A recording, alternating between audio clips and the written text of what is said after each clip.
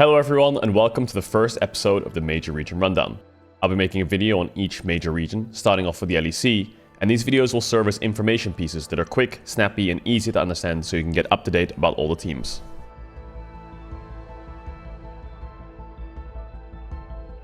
Let's start with the first seed from the LEC, G2 Esports.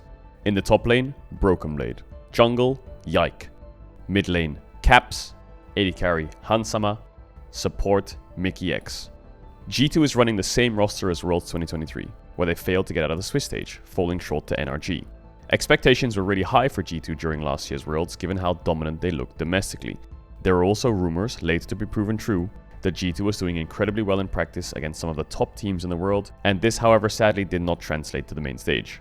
G2 managed to beat top Esports at MSI this year in a 3-0 fashion, which is the first time a European team managed to beat an LPL or an LCK team in a best of 5 internationally since 2020. They've won every single split this year domestically, winning winter, spring, summer and the season finals. Skill level in Europe, however, has been a bit questioned, with a lot of G2's wins in recent times coming off the back of throws or misplays from other top teams in the league who are already ahead, leading to a lot of fans or analysts being skeptical of their skill level. Here's an example of some of the summer best of 5s they played and the gold deficits that they were facing.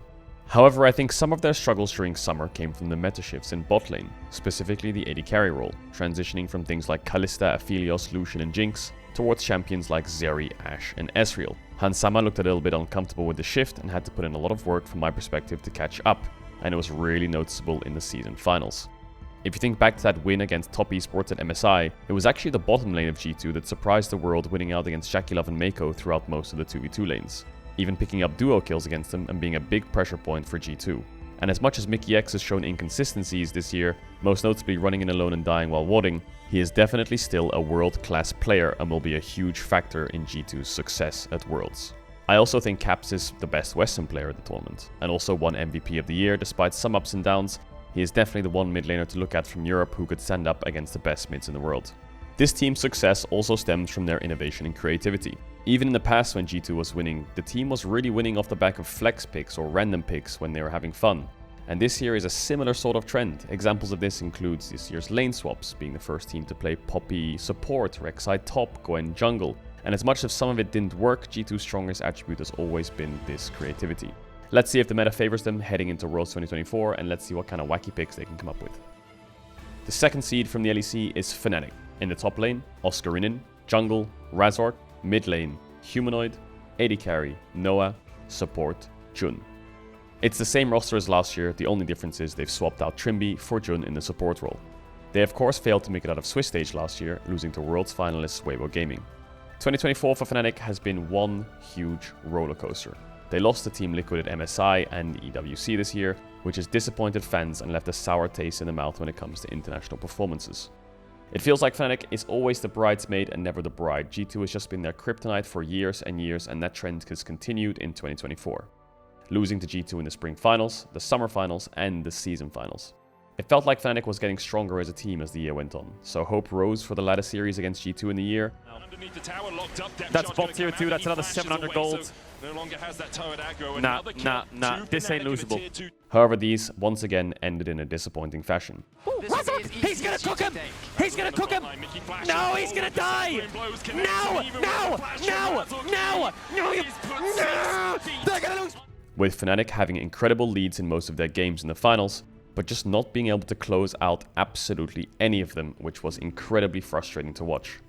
AD carry Noah has been struggling with a lot of mindset and performance issues since MSI this year. Opinions of fans and analysts on social media really impacted his viewpoints on himself and the pressure he was under. He deleted all social medias and tried to fix these mindset problems, while Fnatic also hired a performance coach to assist the team towards the end of summer. To be honest, you can definitely see the growth. Noah's become much more decisive, and you could see it in the season finals, and he looked a lot more stable and reliable ever since MSI. But one of their strengths is definitely the early game, and one of the main driving factors there is Razork, who to me is the best European jungler heading into this tournament. He has an incredibly flexible style to fit whatever the team needs and always manages to find Fnatic early game advantages against every team domestically. This paired alongside a player like Humanoid, who is almost like a big game hunter, which is a term they use in Korea to describe players who seem to show up in the big games, should be quite a scary pairing at Worlds. Humanoid has always seemed to have good performances at Worlds, and although Fnatic aren't rated extremely highly and have had a bit of a disappointing year, this team can definitely catch you off guard with how they perform in both good ways and in bad ways. If this team fixes their late games, they could be a strong team for Europe. The third seed from the LEC and starting in play-ins is the Mad Lions. In the top lane, we have Mirwin. In the jungle, we have Elyoya. At mid lane, we have Fresskowy. In AD carry, we have Supa. And in support, we have Alvaro. Oh, Mad Lions, the international disappointment name that'll scare international fans away. Losing in play-ins in 2020 and in 2022, and losing in 16 minutes to T1 has definitely left a little bit of a scar on European fans. However, the team has 4 brand new faces on the international stage, led by veteran Elyoya, who has definitely had some high highs and some low lows with Mad Lions, making it the semi-finals at MSI 2021, almost beating Damwon and also making top 8 at Worlds that year. The ups and downs of the past international performances represent the current version of Mad Lions quite perfectly, making it to the finals of the Winter Split in their very first split debut, but finishing 7th in Summer with just enough championship points to qualify to the season finals and scraping their way there, but then winning the first best of 5 in a miracle fashion against G2 Esports, which essentially qualified them for Worlds. This team is just a very young and motivated team, and innovation is the name of the game. They have some incredibly fun players to watch like Mirwin, who basically has his own top lane meta completely different to everyone around him, playing things like Nidalee top, Fiddlesticks top, Lulu top, Nico top, the list really does go on. You can even hear it in their voice comms sometimes when they're in the pick ban. They will just pick something unexpected and random at the very last second. I mean, have a listen to this. Galio an option, yeah. Oh la la. I can do Galio actually, yeah. Yep. Oh la I'm la. looking, Oh I'm my looking. god. I like it. Yep. It's fine. First strike. Galio Magana, crazy. I think his Smolder is fine, method. Good guys. Not Smolder. On the top, Sarah mid, or Astral mid maybe. It's probably Astral mid actually. Yeah, I. Okay, whatever. You really will have no idea what they're doing sometimes, and that's the beauty of their team. A lot of these rookies on Mad Lions have had standout moments, even AD carry Supa claiming that he's better than Deft, and the community had a laugh about it. It just shows the amount of confidence and drive some of these players have. Alvaro is definitely worth the mention, as to me he's Rookie of the Year, and Fresskowy had some great moments, even solo killing Caps. Mad have the lowest expectations of the 3 European representatives, but it's their fire and creativity which might make this team amazing to watch at this year's Worlds. Or will we see Mad fail to make it out of play-ins for the 3rd time? I've invited LEC expert Vedius to give us his viewpoint and rundown of these teams quickly as we round out the video. Hey everyone, my name's Vedius, and Caedrel has reached out to me to ask my expert opinion on the LEC, to see what I think about the teams going into Worlds this year. And truth be told, I'm not optimistic.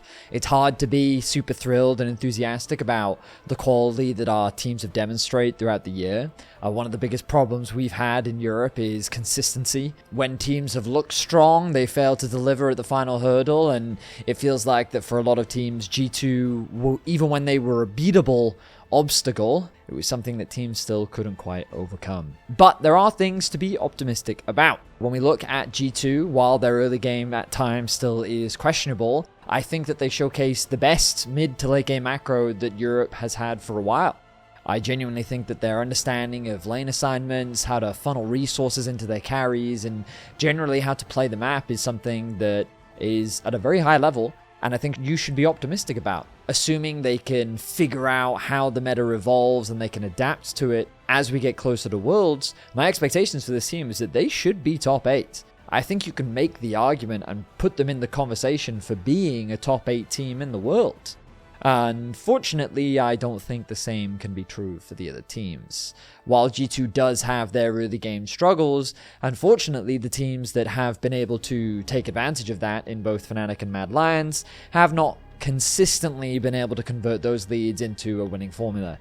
For Fnatic, it feels like that some of their issues have stemmed from indecision, communication, and things just seem to fall apart. The foundation that they have as a team seems to be so exceptional. They seem to have incredibly talented players, and they have great creative drafts. Unfortunately, when it gets closer to being able to close out the game and deciding on how to play fights and play around objectives, this is an area where they're not entirely consistent in. But assuming that things can shift in their favor, they can definitely do some serious damage at Worlds. Don't be surprised to see them causing some upsets here and there, even if my expectations for them aren't to make a very deep run at the tournament. Now for Mad Lions, they're a team that similarly struggle to close out games, but for different reasons. With Fnatic, where I feel like their issues stem a lot more from communication and confidence to a degree, I think for Mad Lions, there is just a degree of a knowledge gap. Sometimes they get too overconfident. Sometimes they make plays that they don't need to make, and they overcomplicate the game in a way that just costs them games. Ultimately, they've become one of, if not the most creative teams that the LEC now has to offer, and I think that their potential is incredibly high. A roster full of rookies is something that in Europe we don't get to see very often qualify within their first year to the World Championship. In the past, when we've sent those rookies, they've been able to do some very impressive things. We think back to Origin, we think back to Misfits. When these rosters with young players have been able to debut on the international stage, people often underestimate them, and domestically, this was something that this roster has continuously had happen to them. They are constantly underestimated, they are very creative, and they're always able to find ways to surprise the competition. Again, do I expect them to make an incredibly deep run at this World Championship? No, I don't. I think that there are things that they are ultimately lacking as a team. But I really do think that they can do some serious damage, and if nothing else, they're going to be incredibly entertaining to watch. Elyoya is one of the best junglers that we have in the league. I honestly think we're sending 3 incredible junglers. But Europe, I think people have been very down on us, people are very pessimistic, and honestly, that's where we want to be. We want to keep our expectations low, but I know that our region can do very well. I genuinely think this year, G2 should be able to make top 8. That should be the basic expectation of them. If they're able to fix some of their early games, they can make a fight for the top 4. We'll see how things pan out, but I'm optimistic that Europe can do some damage, and if nothing else, they're going to keep us entertained. All right, well, thank you so much, Caedrel, for having me on, and I hope you guys enjoyed the rundown. Thank you so much, Vedius, for your insights and expertise. That's all for the major region rundown of the LEC. I hope you're a bit more informed than you were before this video. Stay tuned for more Worlds content coming every single day until World starts on 25th of September with the playing stage. Also, don't forget to subscribe.